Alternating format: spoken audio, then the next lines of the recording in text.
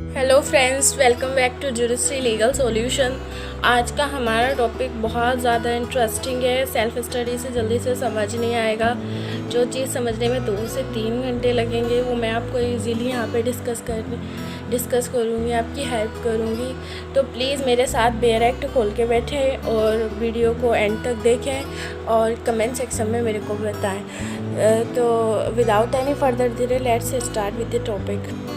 Friends, हम section 12 को देखने से पहले एक बार इंडियन कॉन्ट्रैक्ट एक्ट को देखते हैं। इंडियन कॉन्ट्रैक्ट एक्ट का जो सेक्शन 37 है वो कहता है जब आप कॉन्ट्रैक्ट करते हैं तो that contract must be performed. इसका मतलब ये हुआ, अगर हम सिंपल वर्ड्स में कहें तो whole contract must be performed.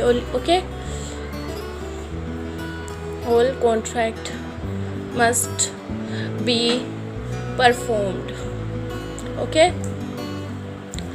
इसी तरह से जब हम सेक्शन 12 का क्लोज 1 देखते हैं तो वो भी जनरल रूल प्रोवाइड करता है। जनरल सिमिलर थिंग यहाँ पे प्रोवाइडेड है कि जब भी हम कोई कॉन्ट्रैक्ट करते हैं तो whole contract must be performed. Okay,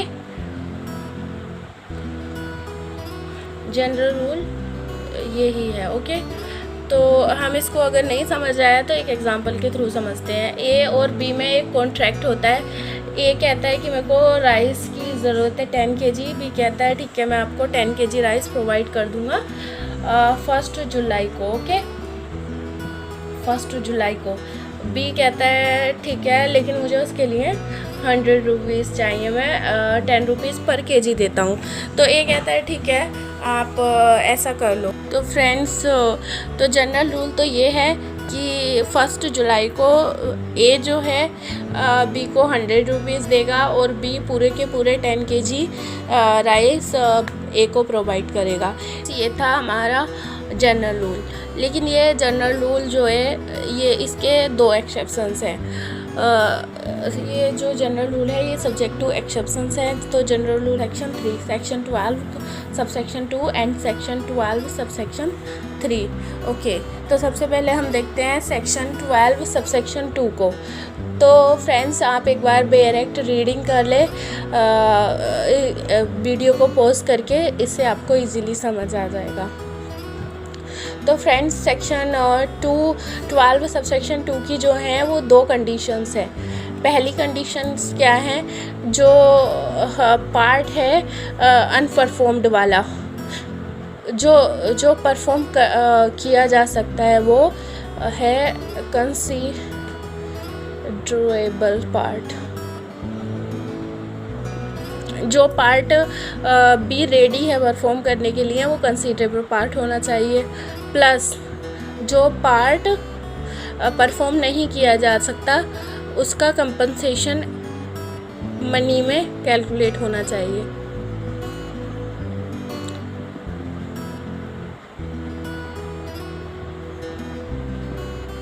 अब हम इसको भी एक एग्जांपल के थ्रू समझते हैं। जैसे हमारा पिछला वाला एग्जांपल था कि ए जो है बी से राइस के लिए कॉन्ट्रैक्ट करता है, लेकिन अब यहाँ पे क्या होता है, तो बी कहता है ए से कि 1 जुलाई को कि मेरे पास 10 kg तो नहीं है, राइस नहीं है, मैं आपको सिर्फ 9 kg राइस प्रोवाइड कर सकता हूँ।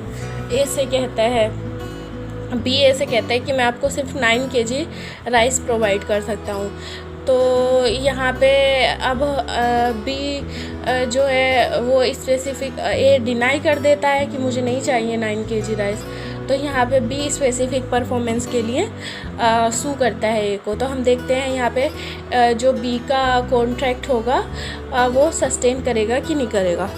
तो जो हमारी जो पहली कंडीशन थी वो क्या थी, जो परफॉर्म हो सकता है पार्ट वो कंसीडरेबल पार्ट होना चाहिए। जो पार्ट परफॉर्म हो सकता है वो कंसीडरेबल पार्ट होना चाहिए, यानी कि बड़ा पार्ट होना चाहिए। ठीक है, तो 9 kg, अगर 10 kg में से हम 9 kg की बात करते हैं तो 9 kg एक बड़ा पार्ट है, बी का अमाउंट है। तो यहाँ पे बड़ा पार्ट बी परफॉर्म करने के लिए रेडी है। तो यानी कि पहली कंडीशंस जो है ना वो बी ने फुलफ़िल कर दी है। और दूसरी कंडीशन क्या है, जो पार्ट परफॉर्म नहीं हो सकता वो कंपनसेशन एडमिट करता हो इन मनी में। तो यहाँ पे अगर हम देखते हैं तो ऊपर 10 kg के लिए 100 रुपीज़ का कॉन्ट्रैक्ट हुआ था। तो 1 kg पर 1 kg जो है वो 10 रुपीज़ kg होता है इस कॉन्ट्रैक्ट के अकॉर्डिंग। तो यहाँ पर ये जो पार्ट है, ये पार्ट से हमें पता चलता है कि यहाँ पर जो पार्ट परफॉर्म नहीं हुआ वो 10 रुपीज़ का परफॉर्म नहीं हुआ। तो जो पार्ट नहीं परफॉर्म हुआ है वो कैलकुलेट हो सकता है, ठीक है। तो यहाँ पर ये दोनों कंडीशन जो हैं वो फुलफ़िल कर दी हैं बी ने।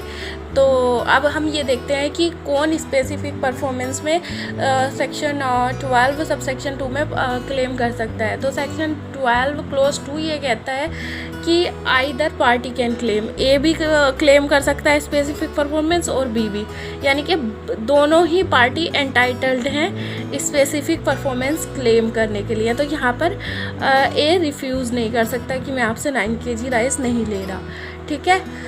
तो आई होप सबसेक्शन 2 आप लोगों को समझ में आ गया होगा। अब आते हैं नेक्स्ट एक्सेप्शन की तरफ, सबसेक्शन 3 सेक्शन 12 सबसेक्शन 3 की तरफ। तो फ्रेंड्स, हम जब सेक्शन 12 सबसेक्शन पार्टीज़ को 2 पार्ट में डिवाइड करता है। पहले तो दोनों ही पार्टी क्लेम कर सकती थी सबसेक्शन 2 में, लेकिन सबसेक्शन 3 में 2 पार्ट में पार्टीज़ को डिवाइड करता है। एक को पार्टी इन डिफ़ॉल्ट, यानी जिसके पार्ट पे डिफ़ॉल्ट हुआ है, जो परफॉर्म करने के लिए मना कर रहा है, ठीक है। और दूसरी है party not in default, okay. यहाँ पर जो पार्टी इन डिफ़ॉल्ट है वो स्पेसिफिक परफॉर्मेंस क्लेम नहीं कर सकती, सिर्फ़ और सिर्फ party not in default specific performance claim कर सकती है। तो अब इसको हम एक फ्रेश एग्जांपल के थ्रू समझते हैं। जैसे सिमिलर एग्जांपल ले लेते हैं। ए जो है वो बी से राइस मांगता है कि मुझे 10 kg राइस चाहिए। तो बी कहता है ठीक है, मुझे 100 रुपीज़ आप पे कर देना। तो वो कहता है ठीक है। तो इन दोनों का कॉन्ट्रैक्ट होता है, लेकिन कॉन्ट्रैक्ट वाले दिन बी कहता है कि मेरे पास सिर्फ 2 kg राइस है, 2 kg राइस है, मेरे पास 8 kg राइस नहीं है। सबसेक्शन 3 की जो 2 कंडीशंस है पहली सिचुएशन में, एक तो ये है कंसीडरेबल पार्ट अनपरफॉर्म्ड होना चाहिए, यानी ज़्यादा बड़ा पार्ट अनपरफॉर्म्ड होना चाहिए। और दूसरी जो कंडीशन है फॉर्म्ड, जो दूसरी कंडीशन है वो ये है कि जो बचा हुआ पार्ट है वो एडमिट करता है कंपनसेशन इन मनी,